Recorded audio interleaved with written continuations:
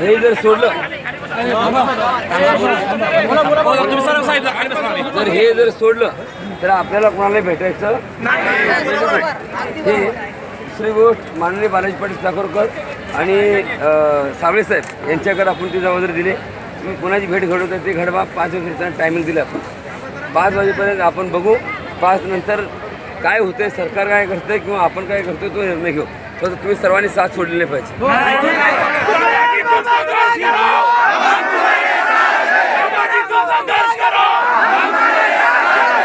तुम्हाला इथं या ठिकाणी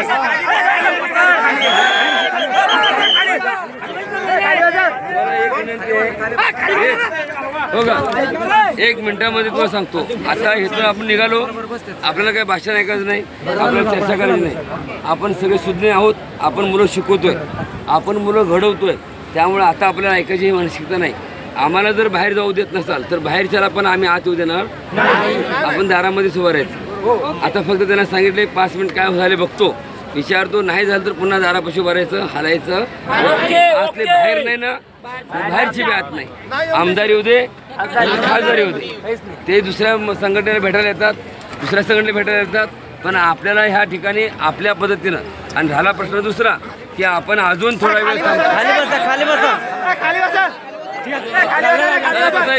बघा, कपडे घाण होते दादा, कपडे घाण होते. नाही कपडे गाडीत लोळली मी, तुम्ही बसा खाली, मी बसतो खाली, तुम्ही बसा.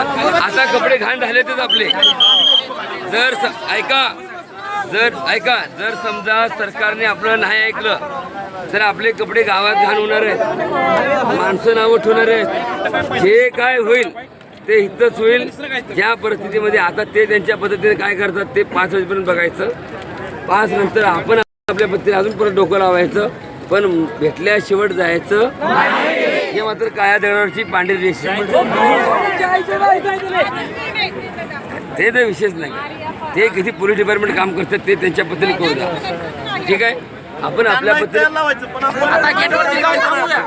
आम्ही चिखलात बसणार शेवटी.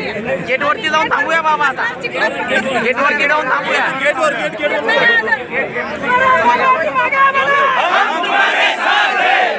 बाबा की तो संघर्ष